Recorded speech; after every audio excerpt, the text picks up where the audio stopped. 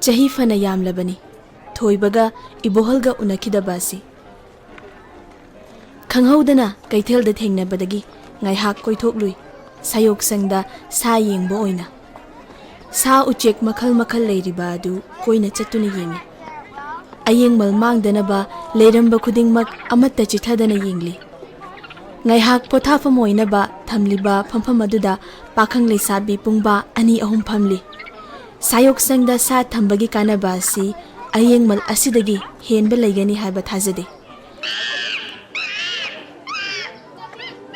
yong singi leifam yorakpada yongsu misu punna law khongminai nongin-su kabok kaiga thangnana lei lamhui lamok amata chithadana leiri makhoigi mamingduga onthokna tayonana makhoigi wari amamamdi leifam thoki sayok sangda tinkhibagi sajina karamba chingdagino lamoktuna kari lamgi umangdagino nganu thangongduna karamba patagi aduga nongin asina karamba chingyagi lamhangdagino leramgani makhoigi ningtamba mangkiba numit is onthokna ngakre lairendu mingsil chenba ka amada konsinduna leiri kanadasu laichu handana lam nganu da paliba masa ani sizinafam leihandana thamli yotli khaba pukri machaduda wainu singi asangba machinna nga tankhidre isingduda wainu na nga faduna chai haibasi sayok sangi wainu singduna khangdraba male khunduna di chai leinungda leiba sabau leimaida oina lei makhoigi mapa mapuna nongthakta koina paiduna migi sumangdagi nganu macha yenaw sing laktuna charami haibasi sayok sangi umai bising adugi Kaoshillaklaba puwarini ahingda makuna wapanda tongduna sangtha khongduna asi anagi pau tamjarambado sayok sangi maku singdudi pau lofam leitabanara magi pau khudingmak soire sayok sang senariba mi amata makuna khongbagi sigadabadu sidre sangaisu lamban mana chaba haire thoibana hairaki itaw yamna langi chatlasira ibohalna khumlaki chatlasi itaw aduga hankhibagi lambida thabak amata changminaram kisi itaw hoi haiduna makoi ani sayok sangdagi thoklakle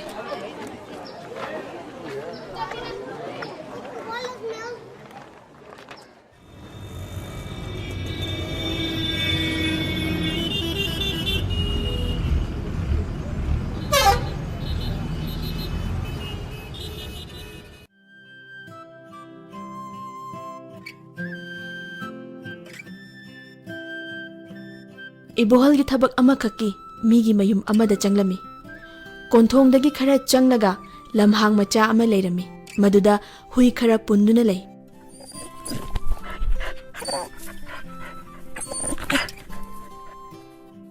amana mi amaga lakna fana sanari ibohal ubada leiramba mi aduna hui adu thamlamlaga changlai aduga hairai khuragi hui se khara di haiba inde adubu hanadai yam single ibohalna khumi kaide matam changlabasu singlaga loire nahaduna adudi khura ngaihakta leibiu ko hui asi tambiba amuta loisinjage asi hairaduna makhutta achapot paiduna huidugi manakta bol ama langsinke bol aduda yengduna hui adu tumina lei makhoi mayam phukhiba chayeduna hui adudasu fuge tawi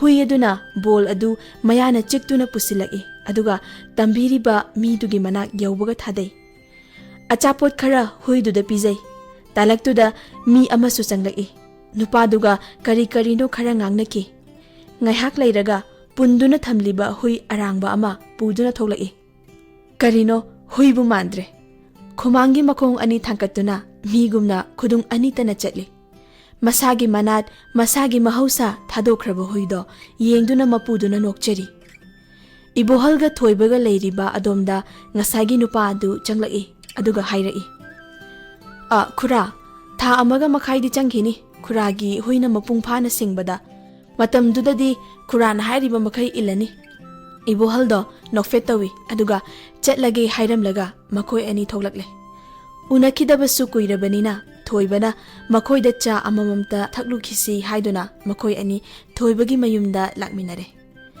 Mina hairiba makai tauba hui adubu asingbani haibi. Tasengbadi madu aranbani. Hui adubu pangba tambibani. Wakhal khanthaba ngamhandabani. Miyoibagi wakhal si yengo. Manabu hairiba makai yaraba madu aphabani haibiba. Aduga yadragana fattabani haibiba masini. Su haibada narak singlakta chenchinba pukrida turelda chongthariba huyadu apangbani. Masagi yaifanaba khanba haitabani. Mapuna hairasu turelda chongthadraba tingkhang marakta mongsongda chenchindraba tumduna leithokpa nungaiba pamliba huyada asingbani. Ingkholda changba san fawbadi khongduna tanthokpani. Haudongbu kanana uchi phaba tambibage. Karigumba haudongsu punduna thamlaba natraga sayok sangda thambagumna phajinduna thamlamlaba uchi phabagi mahayadu kaukthoklambasu yai. Chawkraba fajakraba huyado mangakta huigang thangduna mapuduna ayuk amadi numidang wairamgi walking chatpada puthoi. Kupthana amukta yengsi huidubu senabada midugi matam kaithokpani. Huigi damakta walking chatlibra natre hairagana walking chatpada hui puribra amuksu huina mapuda inaribra mapuna huiduda inaribra. Kuirabagi mamangda nongma thoibaga ibohalga yenakhiba amadi laiki. Karino haibada ponda lairiba tenawagi punsi asigi maramdani. Ibohalna hairibana miron loliba tenawa asi yamna singlabani asini. Maduda thoibana amuk hairibana wahan thok khangna lonba nate hainabi ama oina lonjebani. Masina hainabi oikraba asidadi magi manat adu thadokrabani asini. Yetna na waroisin leitana loisin kraba maraini.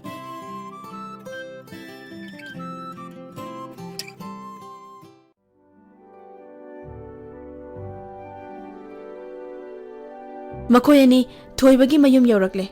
Mamau nupi du sumang machi amada cheng khairami. Thoiba lakpa ubada makok khumi. Thoibana hairai. Thoibana hairai. Ibema nangi baji koirak ine chokri ani da puthorau. Mamau nupi na imung changkhiduna chokri ani puthok lagi. Thoibana hairai.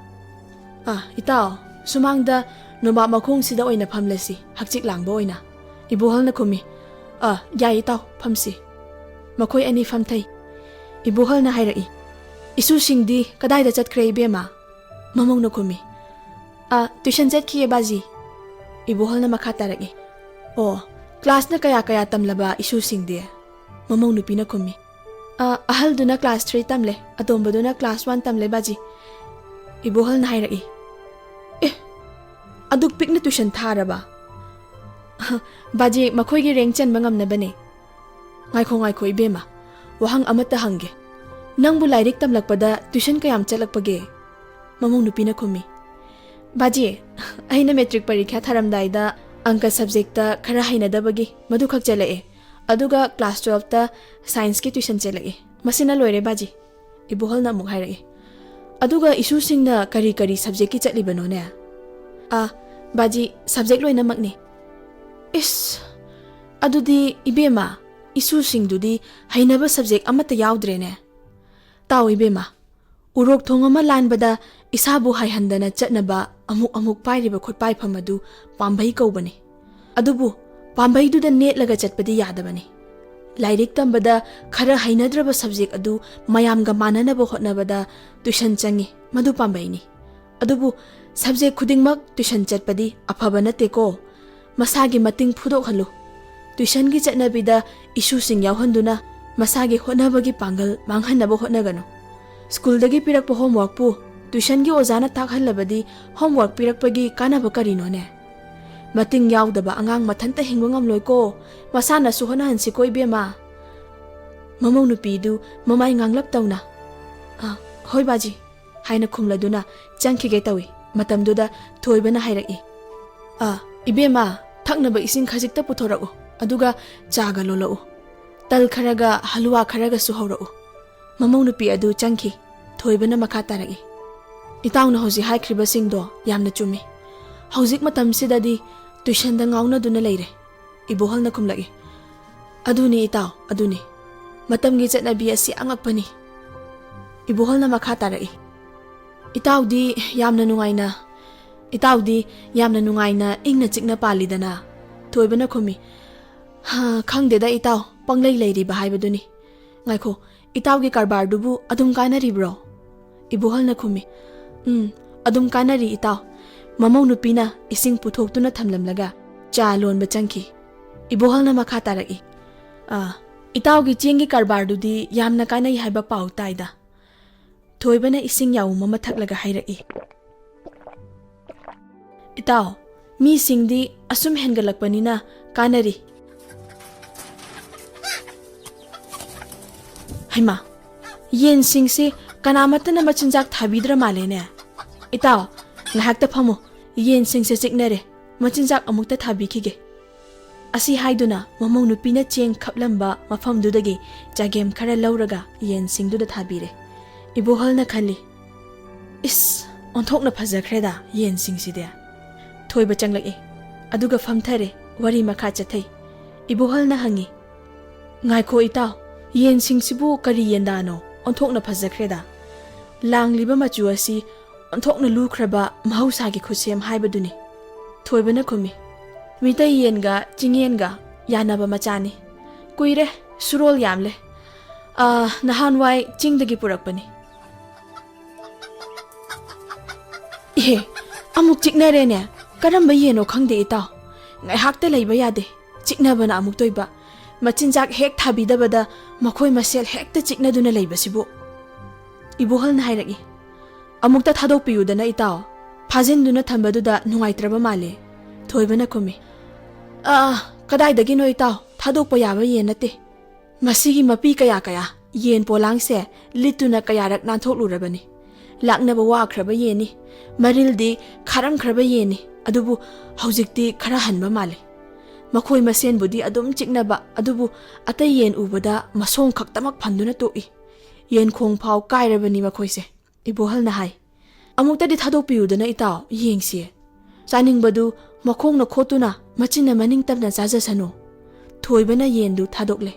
Haraubana yen singdo masa khaptuna koipai hek paina chenthorake.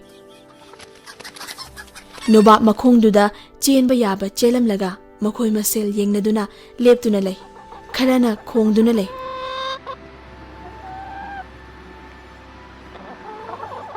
Thoibana noktuna hairaki. Yengo itaw aina haidra. Makhong na khotuna chaba haitraba yeni. Paiba chenba gi wakhal poktraba. Poklabasu machinjak thiba haitraba. Ibuholna oktuna hairaki.